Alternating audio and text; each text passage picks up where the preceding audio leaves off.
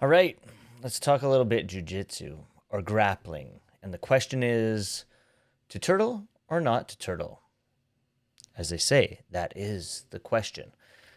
Giving up your back. I want to talk a little bit about grappling. But before we get into that, again, make sure you like the video, make sure you subscribe, make sure you comment, make sure you do all that other jazz. Click the notification bell because I think something like 90% of the viewers on the videos don't actually subscribe to the channel. And it would be fantastic to help the algorithm if you'd click that subscribe button, click the notification bell, and make sure you comment below. Hell, even give it a thumbs up and a like. And make sure you check out Slappies, best vodka soda in the game. I had one of those while I was watching the hockey game tonight, and the Misfits boxing event, which was an interesting one. And we have results for that over on MMAsucker.com. So make sure you check out MMAsucker.com. But again, like I was talking about, giving up your back. Now, I was grappling today. I went over to North Van BJJ. My buddy invited me over there, and I had some great rounds. I got a little chewed up.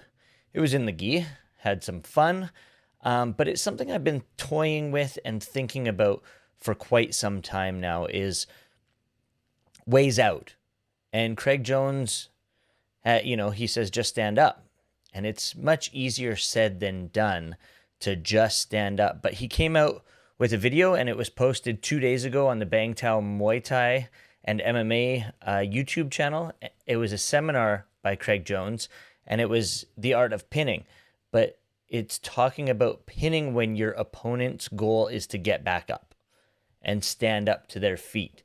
And the goal of that is in MMA, if you're stuck in the closed guard on the bottom, or you're stuck in side control on the bottom, or someone passes your guard and you try to get back to half guard, you're not actually trying to get up. There's almost no way to get up unless you wall walk or you crawl back to the cage and you do that other stuff. The real true way to get up is to expose your back and to turtle, or to expose your back and heist and gain height. So let's watch a little bit of this video from Craig Jones, who talks about this, and we'll look at the Bang Muay Thai YouTube channel and check out what he has to say at the beginning of it before we move forward. Best wrestler from Australia. Yeah, that's a wrap. To play that game, to try to stand up and to hold a guy down, you basically have to forget about most traditional aspects of jiu-jitsu. Those two games, getting up, holding someone down, jiu-jitsu doesn't teach you that. You have to forget everything that you've sort of been taught. Because the jiu-jitsu model would be never First off, terrible armbar attempt by that that girl. As you can see, everyone in the background laughing. Craig sort of just shucked her off, didn't let her get the arm. There was no control whatsoever, but I digress. expose your back, never show your back. If you never show your back as the guy on bottom, there's a good chance you'll never actually stand back up. Jiu-jitsu will teach you, if someone passes your guard, to go to half guard and then back to full guard. If you put someone in half guard, you're not going to stand up. If you put someone in closed guard, very difficult to stand up. The best path to getting up would be to turtle and to build height from there, or 4-point. That's the game of standing up. That's the main reason why most MMA athletes don't have a jiu-jitsu guy. Which is a little bit different than previous years. And you see it a lot more prevalently in years past where guys have had jiu-jitsu coaches.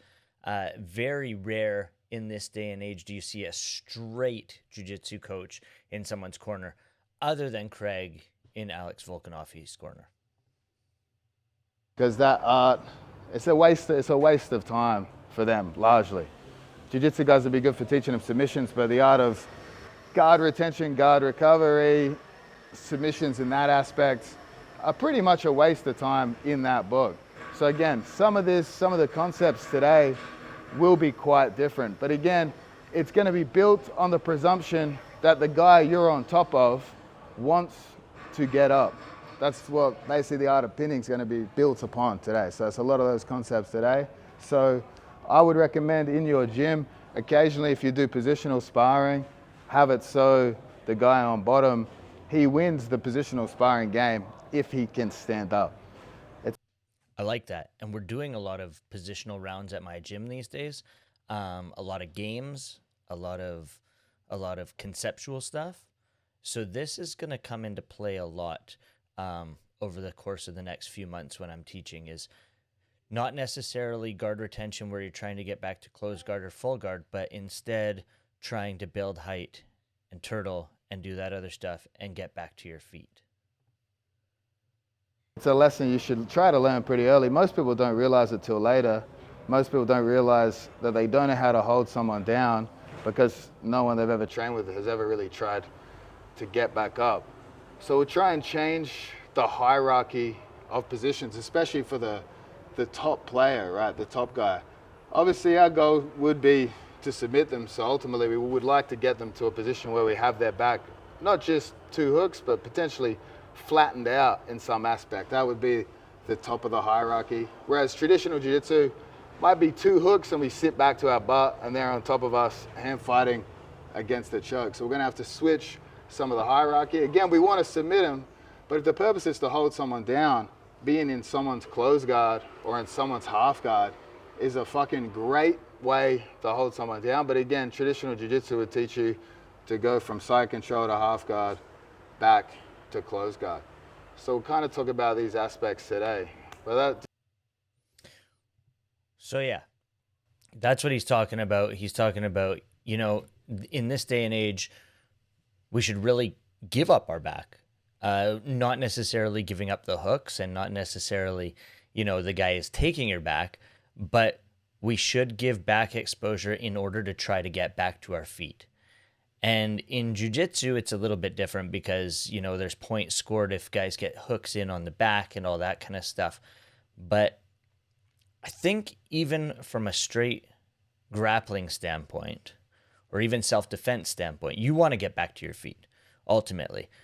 I think in the gym, if you're trying to play the game rather than just win and dominate in positions, then this is a way to focus on things and focus on trying to put yourself in a position to score and advance. And giving up your back, actually even Preet Mickelson, who's a defensive grappler, he created things like the Running Man and the Panda and stuff like this. And he has a complete website on defensive grappling, and he isn't afraid to give up his back as a defensive grappler. One of the things, the Running Man is actually turning away and giving up your back when you're inside control on the bottom. And I find a lot of my escapes these days from bottom side control are turning away and giving up my back to try and blast in and maybe turtle or turn in and take a leg. Or it's a different way of looking at jiu-jitsu and grappling. So again, the question is to turtle or not to turtle. And what would you do in jiu-jitsu? Are you a guy who likes to hold the guy in closed guard? Are you a guy who likes to go from bottom side to half guard to closed guard and stall or attack from the bottom? Or are you a guy who wants to transition and move from the bottom to the top? Because again, Craig is talking about building height to stand up. But there is a case here where building height to sweep could also be the case. Something he does is an octopus guard, and that is, reaching around and building height so that you can sweep the guy over. It's not necessarily giving up your back, but you are building height from the bottom in order to get up and transition. So building height is another huge thing in jiu-jitsu. And I think the way we need to look at things changes a little bit. And like he said, having a jiu-jitsu coach in your corner, sort of a thing of the past. On the local scene, we do have jiu-jitsu guys in guys' corners. We saw Henner Gracie in corners in the past. Actually, we might even see Henry Gracie still in some corners. Brian Ortega, maybe. But again, we don't see a ton of jiu-jitsu guys in fighters in the UFC's corners anymore. And it sounds like, from Craig's standpoint, the reasoning is this, is that they can teach you submissions, but they're not teaching you the greatest guard retention and trying to get back to your feet and trying to get to a dominant position from the bottom. They can teach you dominant positions from the top, but the guard retention and getting back to your feet, or the guard retention and taking the top position, is something that they're not able to teach. Craig Jones is in Volkanovski's corner, and for his reasoning, obviously, he's the one who's talking about building height and getting to the top.